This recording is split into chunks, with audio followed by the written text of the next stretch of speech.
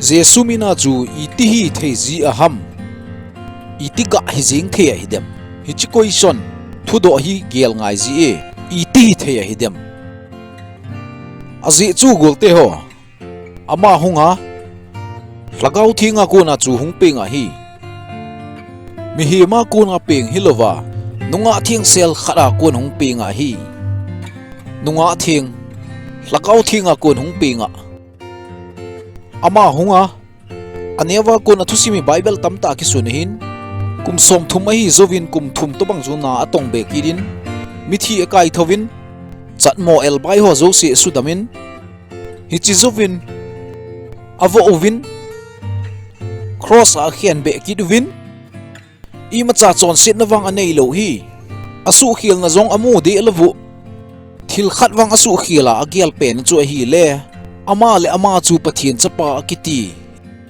ama le ama chu pathian chapa ka hi akiti ji ta chu thingpela chu ana khet be o hi ama ho geldana chu hin a kho poi thita hung hing kita ni thum ni a hung tho kita mi zo sin zong amu mi tampi masanga ko na chu wana kal to ta hi chi bible la oma hin kadi na amsar aman na hung ki to chaya che to kita ahunga chun hita hin asein mi pi te za chun kei pathian chapa ka hi kei pathian chapa chu ka hi kei ma va ka hi in I am the light of the world. kei ma va noi va ka hin thu ta ka hin kei ma lampi di ta ka hin kei ma hin na ka hi hi chi thu ki sei ho chu koi dang in a sei thei ding ham a hi in bo a sei thei hi a hi na bo sei thei a hi ana sei zinge kei van noi va ka hi thu ta chu ka hi thu ta ka hin lampi ka hin na ka hi lazar aloi pa chu au te ni tong ke he ama tong ki ngai lu hle zengova lazar chu hong thi ta na hi le lazar chu hong thi phar chun mun gam thlata konin ama chu ahong tai lazar kai thokit dinga chun nili ena hi tai hlan sunga ana om chu ama zong kho hung thun dinga chun a hlai phei jeng thlonin pakai je sko ma chun a hlai phei thlonin pakai nang na om hi le hi chilaya ka su pi pa he thilo hil dinga ata san nau chu ve vin ata san nau chu ve tau nang hi laya na om hi le kaso pipa thilo dinga hi chu hi ta san aka phada chun alung nat na le ata san ho cho mon jesu jong kap tai anna saina hi ta ana ta san jing chu jesu jong a sein thoki dinga hi hing dinga hi thodo dinga hi chi thu hi paten ngai ton lagawa ki sei pau cheng hi athipoi ti lo cho jesun a i mo a hi kai tho ngai ding a hi thomas in na se a sei zui te ho ki chata wa chulana min ei vo vente tia min ei hol khan te tia ki se luwa cho ka kai tho te til ka te sei daing te mo mi a chi sai ta chu chi chu i mo hi ti ki le a i mo pa ko ma ga i mo di jeng ei ho jong athipa bangai ho thi di yeng che thomas na se hi di nai mo sir na pom nau chuna pastor hon I pastor ho min ta san nau chuna sei zui thomas in sei hi na athipa ko min ei ho zong ga thi tha yeng te thomas in sei hi jesun wang ai mo hi ga kai thovute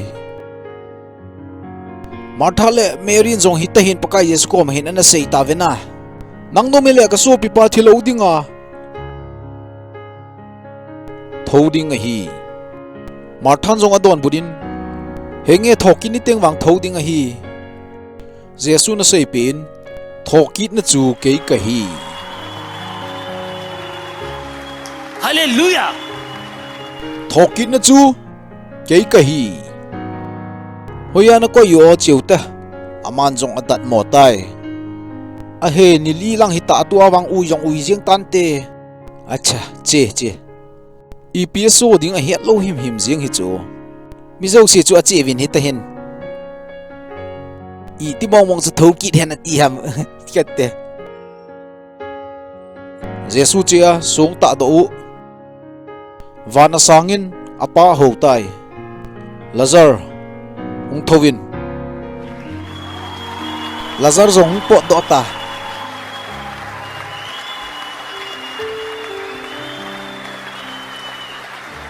hichi chu kona bol theyam pathin chapa chule pathin Jesu pathina kun hunga wa ke kahi wa chu pathin hi ki tho mizo se na het Jesu wa noi wa hi chu wa kuna hung wa hi za thuta hi za lampi kahi hin na kahi thil khat ka sei nom in hi ka sei nom chu hi le mitam ten Jesu a hepoi Jesus koi ham a hepo ve ei holding in Jesu chu pathin hi pathin chapai ti le pathin hi ki ding God का बेटा God amati na say asay zui hon na dongin pato ekimuto sa atawango aman zong boy na omlo hela jun kapana mo nom vaile kay ve tawin asay zing ama lama zong ki phung do zing thilkhat ka hin say pe diu hi ve ovin Jesu he phalo zing leisi da hin koi ho han lang kol le vai han lang hoi lai nom zing zong le ana he khalo zing ho zong chun Jesu thu sei ho hi a hin sei ji ve na ta san theine diwa ka hin sei ding a hin ana hello zing Bible hello zing hon zong Bible ana sim khalo ana hello zing hin la pathian thu ho hi a hin sei do aziu hi chu iti teng a sei jiu hi dam na het thi ding phat anai teng lew kum som sagi a hi wa som sagi lenga te lang mong mong a hung nai teng lew mi him zo se hi pilin na mong mong khat hi hung umzi a hi lunggel ngai tu na ho a hi pilin na mong mong khat a hung umzi in hi mi kho sa na zala thu se yong an umzi kidin i to bang le kha sim lo halang le kha thim lo hi zong le pilin na nei mong mong ho chun chapang kidel hi taw boy te ho kidel zong lew i ma chapan nom lo kidel hi taw boy te ho nang alen ron hi chuna boy don da ang tang i ti yong tu don da boy khat pan nang ngei phe chalai avo ya boy khatlang do tak kina ak saw loading thil phachom loken kana mu chu wa noi kana ha mu ta chu nala pe le pe yeng tungo atha kila kina ve ta chun कुछ नहीं है koi macha na thu se ngai pe ta poi te se na kam ta me pot do in bo ti anop nop sei ji te se pu hin ti ji ve hi chi thu zo se chu na mu ding a hi Luke 6:27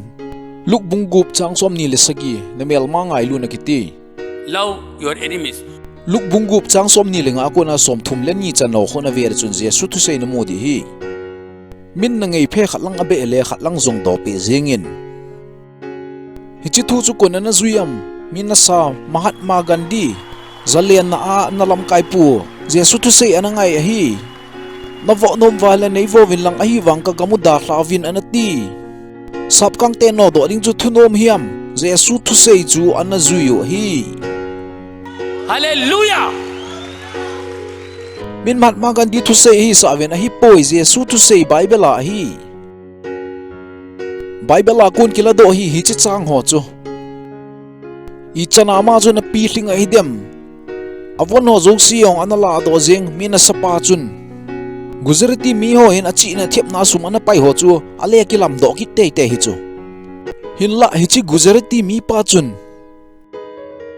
sum asu mang ho chu ale kilam do ki ta lo chulem ama chun India dinga ki pe thieng zenga hi chi mi pa chun Bible asim zowa ko na chu hi ta lung hin gel hin te atu sei hu Bible ala do chi ji chu mi zo sen pi thin na lunggel nei teng le Jesu na sei ho chu man jong sei te ji e don da di eng chu hi cho chu a khan don lai a hin bol chai su ke a hung te pa da thu pa sei a ji chu hin mu su ta chu a te pha da i pi se yong min ngai ki ta lo mi zo se hin i pi dinga chu Bible a ki sun pathian thu chu a hin sei te te ji a hi dem a ji chu hi le ama chu thil zo se sem pa chu la em thil zo se sem pa hin a sem pa hi ji a chu a cha te hon a thu sei ding mong a hi a cha te hi le i sei diu a hi Jesu Christa minin nang ho dingin wa chu ka thu min hi wa na ko mu wa hen wa teng le namu thei diu na hon thu ta chu ipi ham thuta an din teng leo lampi di ta chu na mu diu lampi di an chi teng le na hing jing ta ding jesu he ho chu a hin na hinga hi hi chi hin na di ta chu na nei diu ka de je In the name of Jesus. pa chapa chule hlagau theng minin amen And Amen. Amen. May God bless you all.